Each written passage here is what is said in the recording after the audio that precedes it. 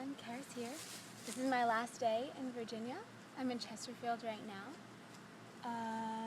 When I travel, what ends up happening is I go places for usually at least a few days, possibly longer, and then I end up that last day kind of gathering up my energy to launch and go somewhere else, because grounding for me is something that is often not automatic, so I have to consciously ground, and then once I'm grounded, if I'm going to leave again, I have to kind of gather everything up and go, hopefully leaving behind vibrations of healing, peace, a greater harmoniousness and such, which are my intentions. But that's just what's happening right now. Anyway, you might hear Lilithia jumping around in the background. She's having panther time right now.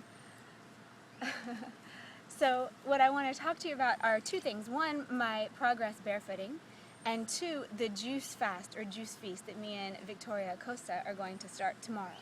So first, the juice feast or juice fast. I like both of the terms. They both make sense to me. And what I at least am going to do is make the intention to fast every day on juice, but at night sometimes I get hungrier. So if I'm hungry, I'll just eat. You know, I'm not going to be really strict about it, because things are shifting so much and we're going through so many transitions right now that it's impossible to predict what's going to happen, and it's impossible to predict what the right thing is, because all we can do is go with what we feel at the moment. And right now I'm really craving just huge amounts of nourishment without huge amounts of substance to detox in my body. So that's that, and we'll be Google hanging out every day, and as we get more used to the swing of it, we'll probably be inviting you guys via Facebook to come send us your emails, and we'll email, I don't know, maybe 5 or 6 of you each day and ask you to come join and hang out and talk to us about what you're experiencing too. If you're fasting, or if you're just juicing every day, or if you're just trying a new kind of juice, or whatever you're doing, let's talk about our process, because it's going to be super interesting, I think, because yes, it detoxifies your body, but when you detoxify your mind as well, because usually your toxins are stored in the fat tissue of your body. So when you're doing things that get rid of the toxins, often you might shed fat. You don't necessarily always. Obviously, I'm not going to shed that much fat. I don't have that much fat to shed, and I don't want to. I don't want to lose weight. I like the way I am. In fact, I might stand to gain a few pounds. But whenever I'm in big transitional periods, I usually drop any kind of excess stuff hanging on my body and then launch into the new thing. Anyway, so watch out for us on Facebook to be doing that. I will put both of our Facebook page links in the info section for this video. Secondly, barefooting. So, bare feet. Feet are still bare. They're not gross. See? I give myself pedicures every night. I have not worn shoes since Saturday, and today is Thursday. I have not had a pair of shoes on my feet. I've walked all over the city. I've walked in the country. I've walked through yards. I've walked inside, outside. A couple cool things. First, every night when I am winding down, checking my email, working a little bit, going to bed, I soak my feet in baking soda, very hot water, baking soda, salt, lavender essential oil, and a little bit of lavender flavored Dr. Bronner's. Lavender is kind of my thing right now. I'm loving it. And then after they've soaked for a while until the water starts to cool off, usually as I'm just kind of doing my thing, it usually corresponds pretty well to whatever else is happening. I then take my pumice stone and rub the bottoms of my feet, because although I'm finding that my skin is thickening and I'm not so sensitive, sometimes I even forget I'm barefoot now, even when I'm walking across like asphalt.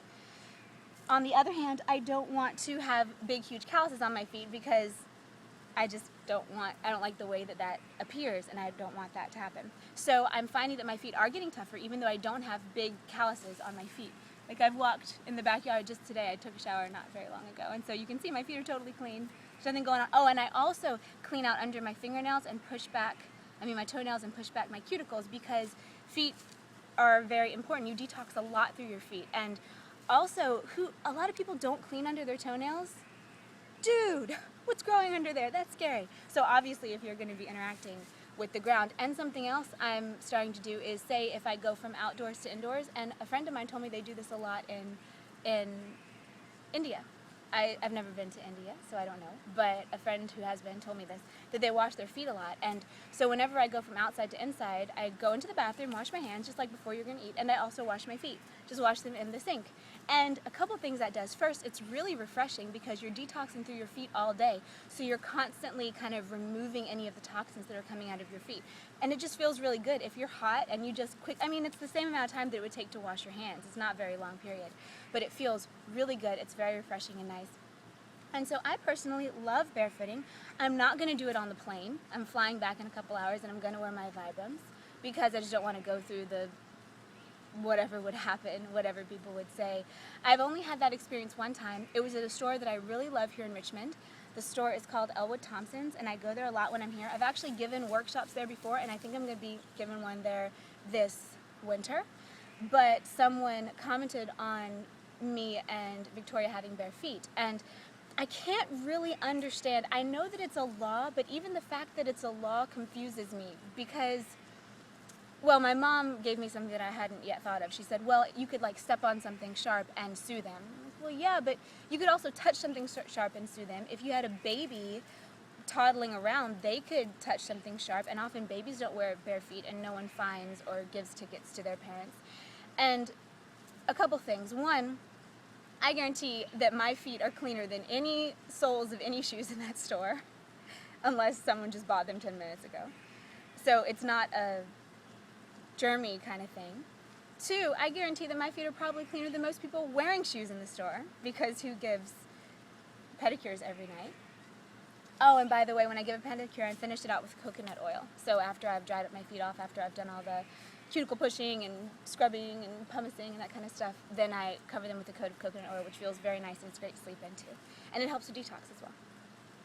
And thirdly, even if, say you cut your foot and it's bleeding all over the store, and that's why the law is there, you could still be wearing a sandal, and that could still happen, and you would still be getting blood everywhere.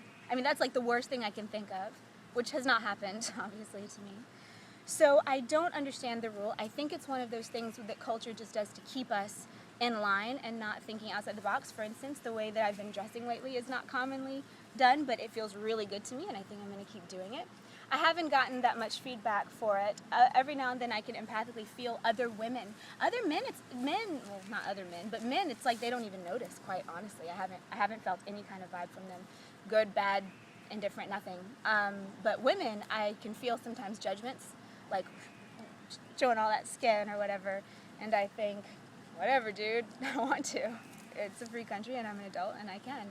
And this is not anything to allure people in, it's to enjoy the experience of my own physical form, the way that I believe that my particular code is meant to be enjoyed, because I feel a lot more free and empowered dressing like this than I do wearing a bunch of revealing, covering up clothes and not letting my skin breathe in the warm air, especially here where it's so humid and damp outside. So I think that these things are done to keep us in line, especially as I'm driving around and looking at everyone wearing shoes and thinking about how my consciousness has opened since I've been going barefoot. And I'm thinking to myself, take them off, take off your shoes.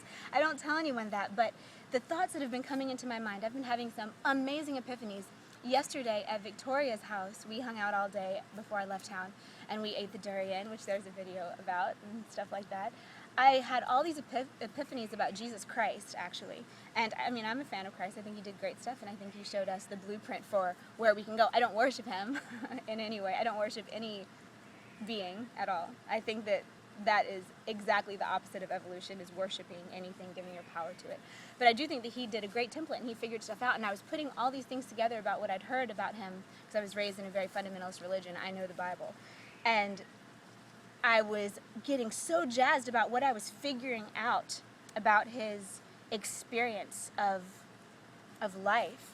And Victoria looked at me and said, Karis, you're levitating right now. And I looked down at my feet, and I lifted my skirt because I had on a long skirt, and I was standing on the outside edges of my feet in this really weird way. And I noticed after she said that there were only about 5 pounds maybe of pressure on my feet. I was not holding myself up by my feet, and I was standing up really high on the edges of them with my toes curled under, like this, with the floor here, and my toes kind of curled in this really weird way that I have not been able to replicate. And I said, oh my gosh, I think I am. But it's one of those things that I have not been able to control, but that did happen. So anyway, I think all this is very much related to barefooting. It's very much related to sun gazing. If you don't sun gaze yet, I highly recommend it. I will be doing a video on it very soon. And today in the shower, for instance, I was just listening to the water, and I remembered that you can hear the speech of other non-human beings by their movements. We speak with our voice box, with our vocal cords. Things without vocal cords speak with their movements and the way that that sends vibrations into the air and space around them. We send vibrations this way, or we could also do this, and some people speak with a click language, so it's just about the sounds and understanding what they mean. But the natural kingdom, the trees, the plants, the insects, animals, and water sings and speaks with its vibration. So if you're in the shower, you can listen to the songs that the water is making as it hits you and hits the shower around you, and you clear your mind and you just use tangential thinking to see what comes to mind. And as you get used to it, you can discern messages, you can discern songs. A couple weeks ago I was up in mid-Cali, where I'll be in a few weeks, maybe even less, maybe a few days, I don't know. My calendar is completely just screwed up my head right now. I don't know where I am anymore, which is kind of awesome. But there was this huge dandelion, and I leaned in close to it and set my third eye against it. And I heard in my mind this beautiful song made of tones and feeling, not words, that was all about the glories of summer and all about how wonderful summer was and how the sun was shining and the birds were singing and the plants were growing. And this was not my thought. This was coming from the dandelion. So these are not things that are very outside of the realm of normal human experience. All you have to do is pay attention. I would highly recommend that. So those are some of the things that start happening when you're barefooting. And definitely sun gazing, and come juice feast fast with us. So look at our Facebook and check it out. And other than that, I hope you all are having a wonderful summer. I hope that yours is as exciting and epiphanic and transition rich as mine seems to be. Go in peace, and I will talk to you again very soon.